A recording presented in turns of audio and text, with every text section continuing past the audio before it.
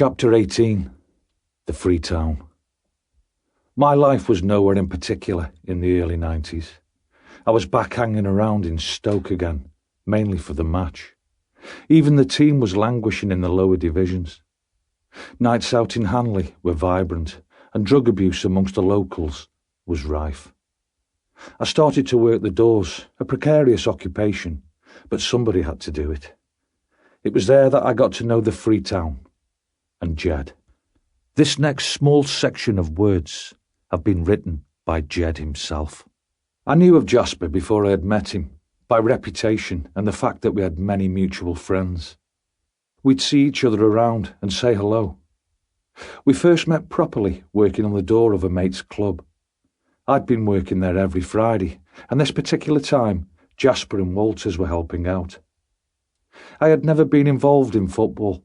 My only experience of casuals was of the ones I used to fight with in clubs and at gigs. I had lived in other cities, but it was instantly noticeable that the M40 were an integral part of the pub and club life. Many lads I was drinking with were involved. I had grown up mostly on my own, an only son raised by my mam. The previous 4 years I had spent living and working with a band. They and their following were tightly knit, and loyalty was important to all of us. I was impressed by the loyalty the lads in Stoke showed each other, and that it was more far-reaching than knowing that someone would stand in a row. Jasper and I would swap stories, mine from gigs, his from football. Jasper's got a lot of charm. He's a charismatic character, and he's also a right moody cunt at times. Given the fact that he wears his emotions on his face, this can make for an amusing show. Those of us that love him and know him well find it especially entertaining when he's not being paid enough attention. The stormy frown can quickly turn into a rogue's grin as he realises we are laughing at him.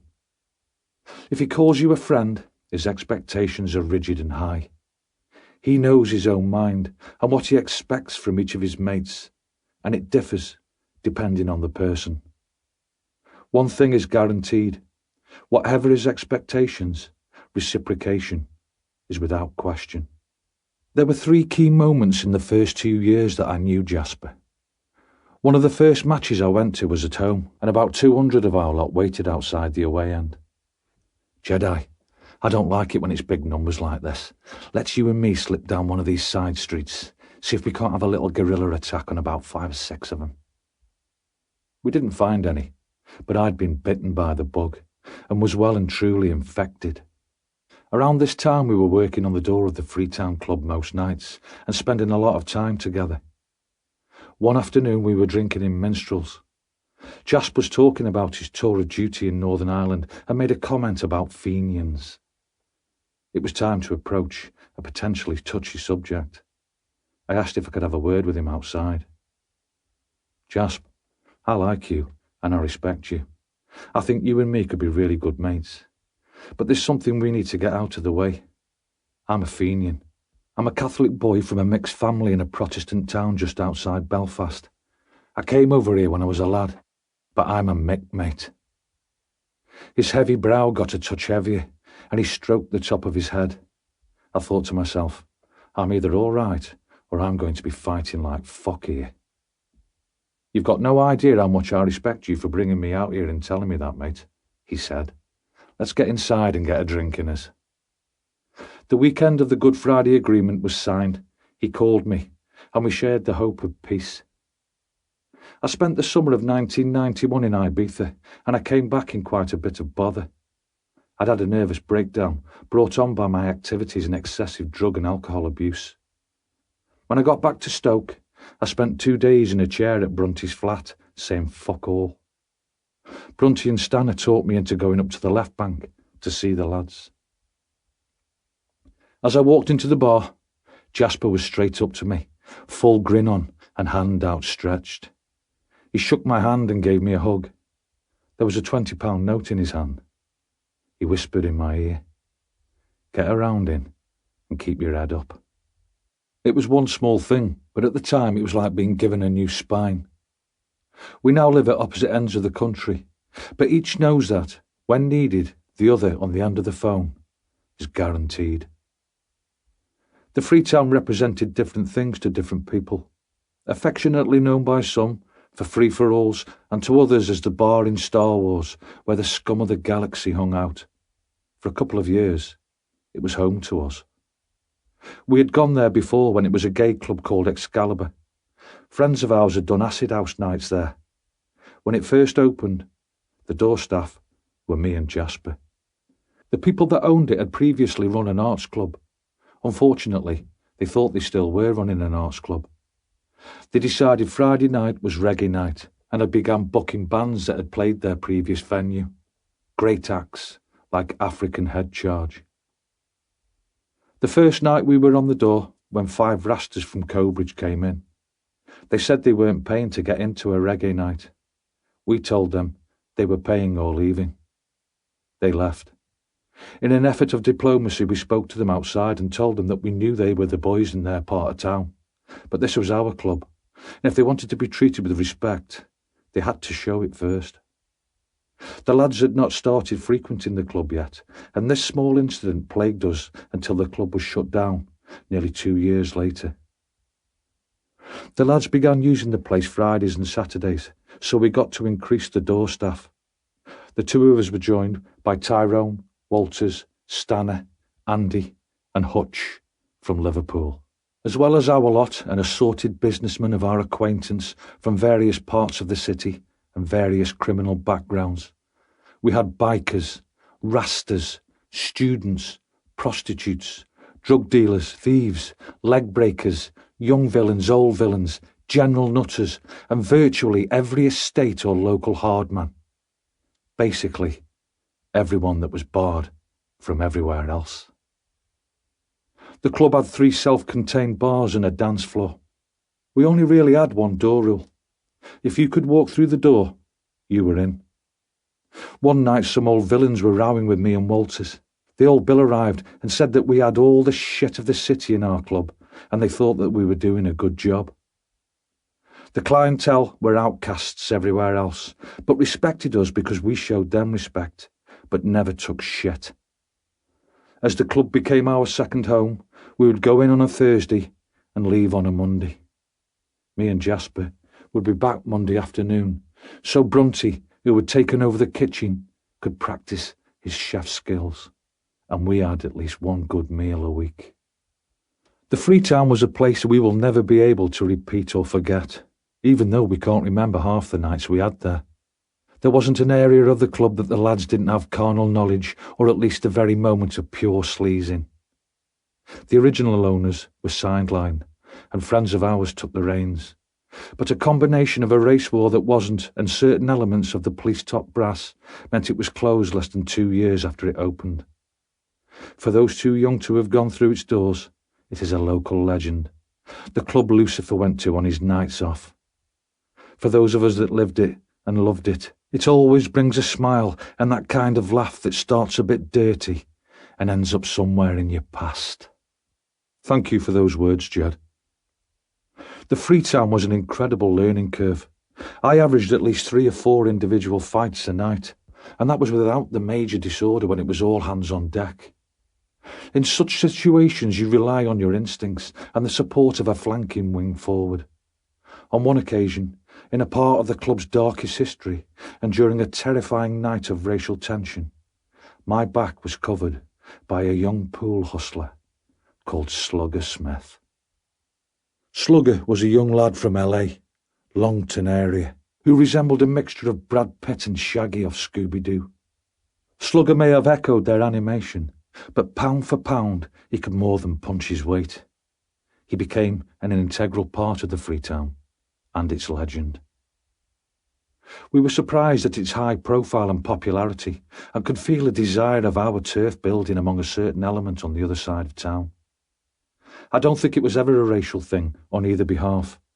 The fact was, we had a lucrative club in the heart of the city, and the local gangsters, who happened to be black, wanted it. It was as simple as that. Only thing was, this was a football club, run by football lads. No fucker was getting anything. Tensions had been developing for a couple of months. We'd kept the door policy the same. If you could walk in, you were in, and the usual faces were of all races. Slugger was the first to point it out, but I hadn't half seen a lot of new black faces that tended to lurk about rather than party. For weeks we stood solid on our door in anticipation of some form of a takeover bid. Nobody knew what form it would take, but needless to say, we didn't expect it through the post. Tense is the word to describe the early stages of the night it came to a climax. It began with several early black and white encounters in different areas of the club, and it was plain to see that this night was a ticking bomb ready to explode. By 9:30 p.m, I was well over my usual quota of fistfights. Over the previous weeks, several of our lads had been victims of knife attacks, as running battles had erupted throughout the city centre between the two factions. This night, as I noted the lack of numbers working the door, I couldn't help wondering how long it would be before I was on the sharp end. For a number of reasons, the door security this evening was depleted. Shelley's was another club in Longton that had become very popular with out-of-towners, and the previous week a firm from the Castle Bromwich area of Birmingham had gone there and butchered some of our lads with machetes and axes. They were expected back, so most of our lot had gone to defend Shelley's, leaving myself and Slugger to work the Freetown, with the added bonus of Mark Bentley and 25 lads from the match. Mark Bentley came from a military family, the son of a major in the Grenadier Guards. He served with them too, standing in full ceremonial uniform outside Buckingham Palace, though unfortunately tripping on acid at the time. Like myself, he was a social misfit who found contentment among the followers of Stoke City. Mark was quite soft-spoken, but in a fight he would grab his victims, maul them, bite their noses and then snap them, leaving them discarded on the floor. He was a big gun to us, and we relied on him heavily at times. This night dragged on. No word came back up from Shelley's, and the two messengers we had sent there failed to return. You know when you get that feeling, that no matter what the script is, the final chapter is left open to the mind of a schizophrenic author. It could have gone any way, at any moment. It felt like we'd got a war on two fronts, and the communication lines had been severed. No strategy, just waiting. Slugger, all 9 stone of him, stood beside, staring out of the double-panelled windows of the club door. It was 12:30 a.m. Little was said as we strained our eyes into the neon haze of the adjoining car park, from which any attacking force would have to come. Reflected in the glass door, I could see the eyes of the man stood next to me for no other reason than loyalty. He was chewing his tongue in anticipation. Noticing my stare, he smiled back.